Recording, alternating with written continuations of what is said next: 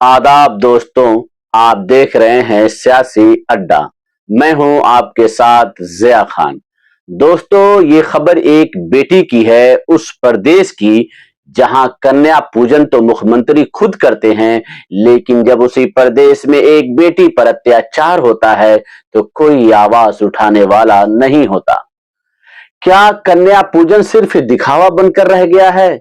क्या असली मुद्दों पर सरकार चुप रहकर तमाशा देखती रहेगी? लेकिन जब कोई आवाज नहीं उठा रहा था, तब एआईएमआईएम पार्टी ने इंसाफ की लड़ाई छेड़ दी। एआईएमआईएम पार्टी हर उस बेटी के साथ खड़ी होगी जिस पर जुल्म हुआ है। ये सरकार अगर सो रही है तो हम इसे जगा कर रहेंगे। एक और नारी शक्ति की बात, दूसरी ओर अन्याय पर चुप्पी। ये कैसा दोहरा मापदंड है। लेकिन याद रखिए, जब इंसाफ दबाया जाता है तब कोई न कोई आवाज बुलंद करने जरूर आता है। हम किसी भी बेटी के साथ नाइंसाफी नहीं होने देंगे। जब तक इंसाफ नहीं मिलेगा, हमारी लड़ाई जारी रहेगी। दलित महिला के लिए योगी सरकार को एआईएमआईएम ने किया चैलेंज। बोले, बंद कीजिए कन्या पूजन का ढोंग करना।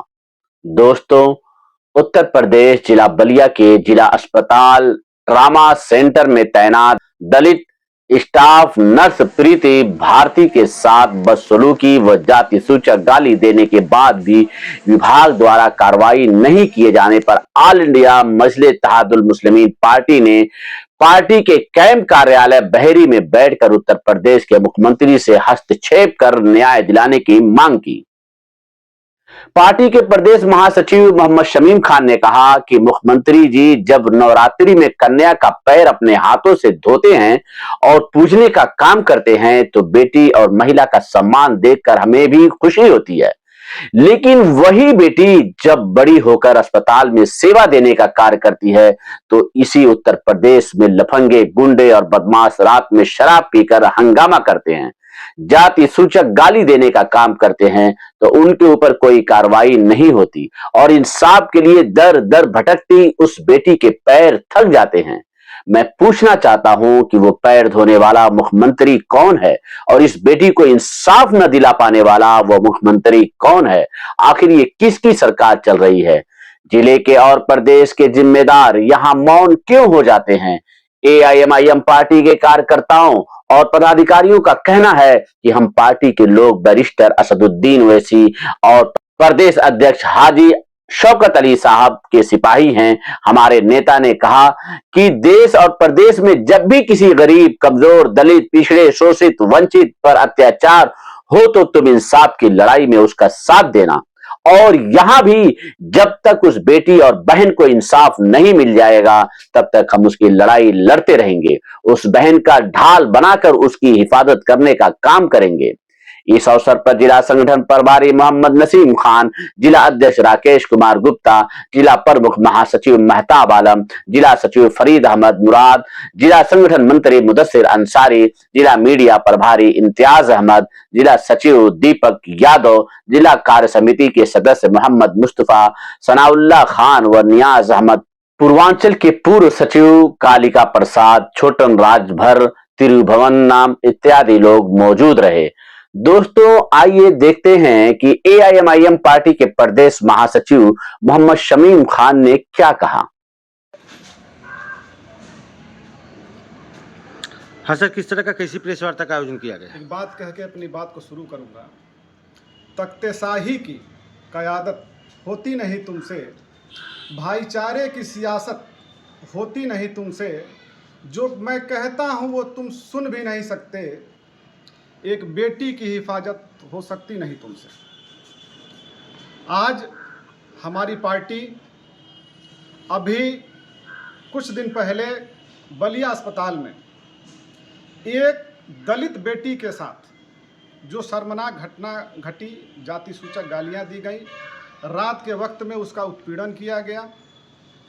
वो लड़की 5 दिन से अपनी आवाज़ को बुलंद करने का काम कर रही है, न्याय की गुहार लगाने का काम कर रही है, लेकिन उसकी पीड़ा सुनने वाला कोई नहीं है, उसे इंसाफ देने वाला कोई नहीं। मैं मुख्यमंत्री जी से एक सवाल पूछना चाहता हूँ नवरात्रि के दिन जब आप छोटी कन्याओं का पैर धोने का काम करते हैं, कन्याओं को पूजने का काम करते हैं, तो हमें भी बड़ी प्रसन्नता होती है, खुशी होती है कि हमारे प्रदेश का मुख्यमंत्री इस तरीके से सम्मान बेटियों को देने का काम करते हैं। लेकिन वही बेटी जब बड़ी होकर देश और प्रदेश की सेवा करने का काम करती है तो उसके साथ अत्याचारी और गुंडे और माफिया जाकर उसका शोषण करने का काम करते हैं, उससे जाति सूचक गाली देने का काम करते हैं, अपमान करने का काम करते हैं। तो मुख्यमंत्री जी से मैं ये पूछना चाहता हूँ वो पूजन करने वाला मुख्यमंत्री कौन है, और ये जो अपमान देखने के बाद भी अगर इस उत्तर प्रदेश में, आप ही के प्रदेश में अगर कार्रवाई नहीं होती है तो वहाँ पर किसका राज चल रहा है, ये जवाब हमें मुख्यमंत्री जी से चाहिए। जिस स्टाफ नर्स के बारे में आप कह रहे हैं, सीएमओ बीपी द्विवेदी का कहना है कि जिनके द्वारा बदतमीजी की गई है ये उनका फर्स्ट टाइम नहीं, इसके पहले भी किए हैं। और उन्होंने खुद कहा 2 दिन पहले कि हम कार्रवाई करेंगे, लेकिन अभी तक ना सस्पेंड हुआ और ना ही एफआईआर हुआ। इसको आप कैसे देखते हैं? बिल्कुल ये सीधे सीधे राजनीति से प्रेरित है। कहीं ना कहीं यहाँ के जो मजबूत सियासत के लोग हैं वो उसको प्रश्रय देने का काम कर रहे हैं। मैं ये पूछना चाहता हूँ कि जब हम लोग सीएमए साहब से मिले, उस लड़की ने अपने पति को बुलवाने का काम किया, उसके पति से उनसे हमारी वार्ता हुई कि इस तरीके से हमारी बात को हमसे वादा करने के बाद भी कि उसको सस्पेंड किया जाएगा, उसको जो है जेल में डाला जाएगा, उस पर एफआईआर दर्ज होगी। अभी तक कोई कार्रवाई नहीं हुई। तो ये सवाल उठता है इस सरकार पर कि आखिर इंसाफ कौन करेगा। जिम्मेदारी में आप हैं, शासन में आप हैं, जिम्मेदार आप हैं, तो जवाब आप ही को देना पड़ेगा।